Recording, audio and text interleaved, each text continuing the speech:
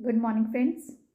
यदि आप दुखी रहेंगे तो दुख आपके पास आएगा, और यदि आप सुखी रहेंगे तो सुख आपके पास आएगा। जी हाँ, ये प्रकृति का नियम है। जो भी चीज़ हम सोचते हैं या हमारी मनोव्यवस्था होती है, उसी तरह की चीज़ें को हम आकर्षित करते हैं।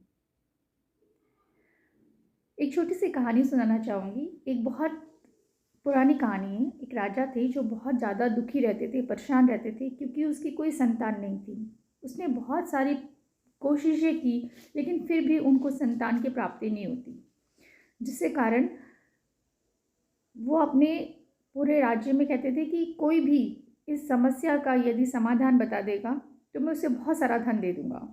तो उसी के राज्य में एक जो आदमी था, उसने उन्हें एक सलाह दी कि अगर यदि आप अपने राज्य से किसी एक बच्चे की बलि चढ़ा देंगे तो आपको संतान की प्राप्ति हो जाएगी। राजा ने बहुत सारे उपाय कर दिए थे, तो वो सोचता है क्यों ना ये लास्ट उपाय भी करके देख लिया जाए। तो वो पूरे राज्य में ये घोषणा करा देता है कि जो भी अपनी एक संतान मुझे बलि के लिए देगा, मैं उसे ढेर सारा धन और संपत्ति दूंगा। एक बहुत ही गरीब परिवार था जिसके ढेर सारे बच्चे थे। उसका सबसे छोटा बेटा जो हमेशा ईश्वर की भक्ति में ही लीन रहता था। पर गरीब परिवार ये सोचता है कि क्यों न इसी को दे दिया जाए, ताकि इसके बदले में हमें कुछ धन भी मिल जाएगा। और वैसे भी क्या करता है, पूरे दिन भक्ति में लीन रहता है। तो उसी बच्चे को राजा को सौंप दिया जाता है। राजा को जब वो बच्चा सौंपा जाता है तो राजा पूरी अरेंजमेंट कर देता है उसके लिए कि उसकी बलि चढ़ानी है करके, और ढेर सारा धन उसके परिवार को दे दिया जाता है। जिस दिन बच्चे की बलि चढ़नी होती है, बच्चे से उसकी आखिरी इच्छा पूछी जाती है कि तुम्हारी आखिरी इच्छा क्या है। तो बच्चा कहता है कि कुछ नहीं, बस मुझे थोड़ा सा रेत ला कर दे दीजिए। तो राजा वो रेत ला के दे देता है उसके सामने। वो उसे 4 मकान बनाता है। पहली मकान बनाकर वो उसे गिरा देता है, फिर दूसरी मकान गिरा देता है, फिर तीसरी मकान। ये चारों मकान वो रेत के बनाता है। इससे जो बाकी लोग होते हैं वो उससे पूछते ये तुमने क्या किया।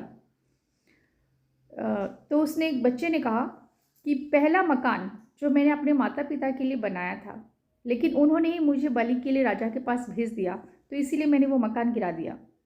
दूसरा मकान मेरे सगे संबंधियों के लिए था, जिन्हें अपने माता पिता को समझाना चाहिए था कि ऐसा मत करो, तो उन्होंने भी ऐसा नहीं किया, इसीलिए मैंने उनका मकान भी गिरा दिया।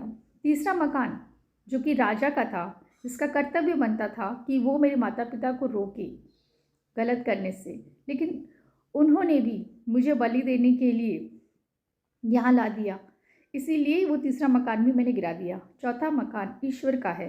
अब आखिरी प्रार्थना मैंने ईश्वर से की है कि अब आपको जो करना है वो करिए। ये सुनकर राजा की आंखें खुल जाती है। वो समझ जाता है कि यदि ये बच्चा जी कि मैं बलि दे दूँ इस बच्चे की, तो क्या गारंटी है कि मुझे मेरी संतान की प्राप्ति होगी ही। क्यों ना इसी बच्चे को मैं इस राज्य का उत्तराधिकारी घोषित कर दूँ, और वही बच्चा बाद में उस राज्य का उत्तराधिकारी बनता है। किसी ने सच ही कहा है, ईश्वर की भक्ति में यदि आपको पूर्ण विश्वास है तो निश्चित रूप से आपको ईश्वर साथ देंगे और आपका भविष्य उज्जवल होगा। इसीलिए मन को हमेशा खुश रखिए। कोशिश करिए कि खुशियां ही बांटें, क्योंकि खुशी से खुशी को आकर्षित किया जा सकता है। धन्यवाद।